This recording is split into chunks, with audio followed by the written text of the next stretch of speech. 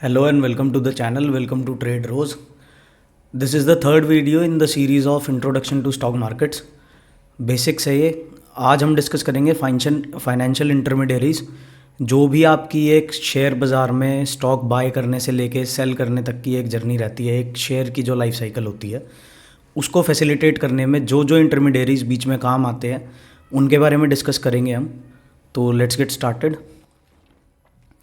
This is the third chapter.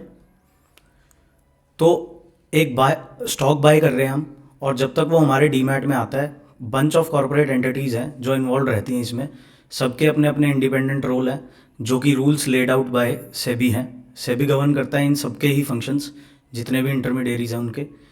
ये हमें help करते हैं स्मूथ फंक्शनिंग में, स्मूथ एक्सपीरियंस हमें एक दिलाने में, ट्रांजैक्शंस हमारी स्मूथली हों. तो इनके रोल्स देख लेते हैं कि क्या है. फर्स्ट है in the series of three मतलब टोटल 3 है जो इंटरमीडियरीज यूज़ होते हैं इसमें हमारे शेयर मार्केट में. फर्स्ट है आपका स्टॉक ब्रोकर. ये सबसे इम्पॉर्टेंट है. इसके पास सेबी से एक स्टॉक ब्रोकिंग का लाइसेंस होता है. ये गेटवे की तरह काम करता है हमारा स्टॉक एक्सचेंजेस के लिए.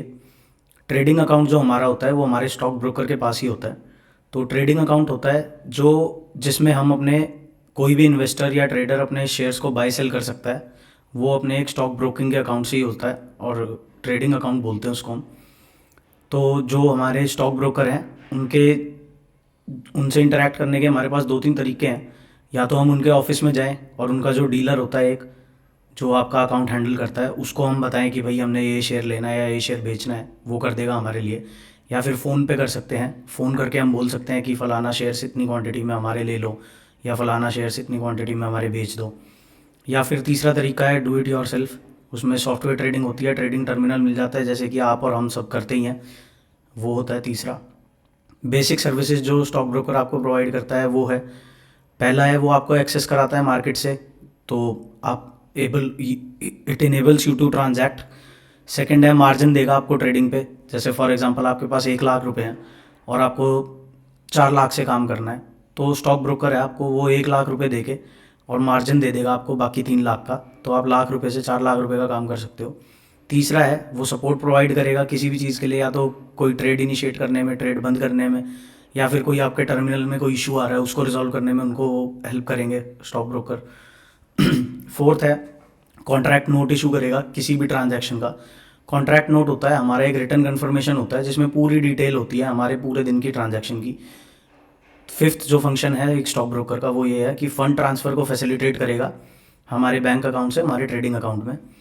सिक्स्थ फंक्शन है जो समरी देगा हमारे अकाउंट की, कि आपको पूरे महीने का या पूरे हफ्ते का जो भी अपना अकाउंट समरी चाहिए वो आपका स्टॉक ब्रोकर आपको प्रोवाइड करेगा. इन सब चीज़ों के लिए वो एक फ़ीस चार्ज करता है जिसको ब्रोकरेज फ़ीस बोलते हैं हम.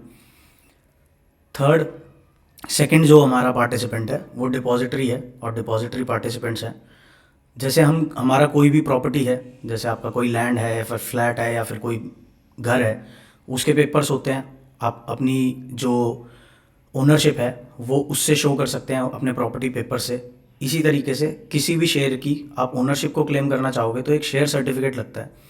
तो शेयर सर्टिफिकेट इंटाइटल करता है आपको, ये दिखाता है कि आपके पास टाटा के या फिर इन्फोसिस के इतने शेयर्स हैं. वो शेयर सर्टिफिकेट के हिसाब से ही आप ओनर कहलाए जाते हो.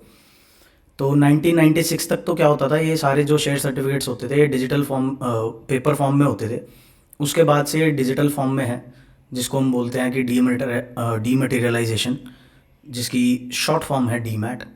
शेयर सर्टिफिकेट जो है हमारा, उसको स्टोर करने के लिए जो एक जगह है वो है डीमैट अकाउंट. और डीमैट अकाउंट को आप समझ सकते हो एक वॉल्ट की तरह आपके शेयर्स के लिए.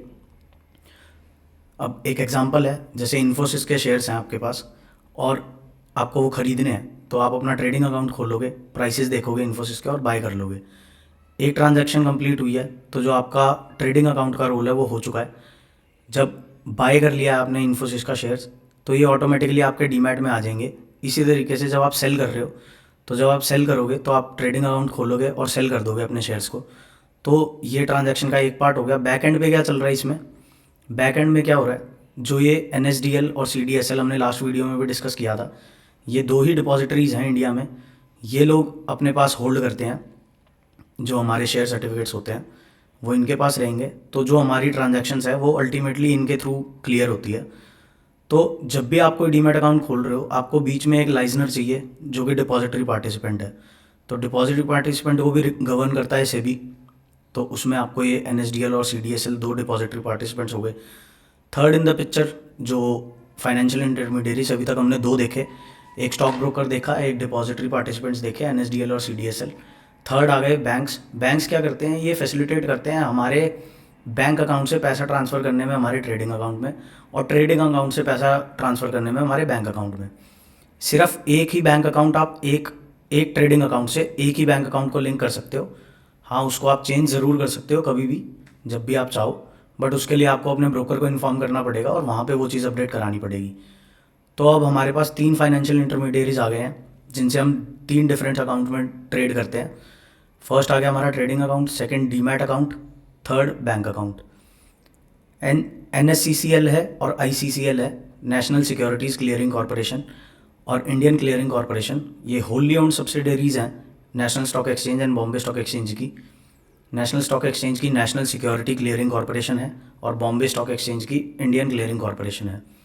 ये गारंटी करते हैं कि सेटलमेंट हो जाए आपके ट्रेड्स की अच्छे से, और कोई भी बायर या सेलर के एंड से कोई भी माल प्रैक्टिस ना हो। फॉर एग्जांपल, यहाँ पे एक एग्जांपल लिया हुआ है कि आपने एक शेयर बाय किया है बायोकॉन का फॉर 46 रुपीज़ पे पर शेयर, तो कोई ना कोई बंदा ऐसा होना भी चाहिए जो एक शेयर 446 के रेट पे बेचने के लिए बैठा हुआ है। तो इस ट्रांजैक्शन में हमारे अकाउंट से 446 रुपीज़ डेबिट हो जाएंगे और क्रेडिट होंगे किसी ऐसे बंदे के अकाउंट में जो ये एक बायोकॉन का शेयर बेच रहा होगा हमें इस रेट पे। तो ये रोल क्लियरिंग कॉरपोरेशन का है। इनका मेन जो काम है वो ये है कि बायर और सेलर को आइडेंटिफाई करेंगे और मैच करेंगे उनकी डेबिट क्रेडिट प्रोसेस को, इंश्योर करेंगे कि कोई भी डिफ़ॉल्ट ना हो किसी भी पार्ट पे, बायर के पार्ट पे भी और सेलर के पार्ट पे भी।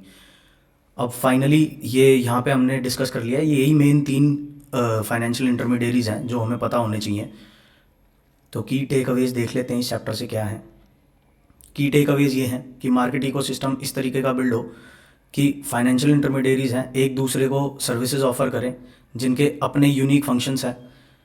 स्टॉक ब्रोकर है वो एक्सेस दिलाएगा मार्केट से, इंश्योर करेगा, हमें ये इंश्योर करना है कि एक ब्रोकर ऐसा चूज़ करें जो हमारी रिक्वायरमेंट्स को और नीड्स को अच्छे से सेटिस्फाई करता है।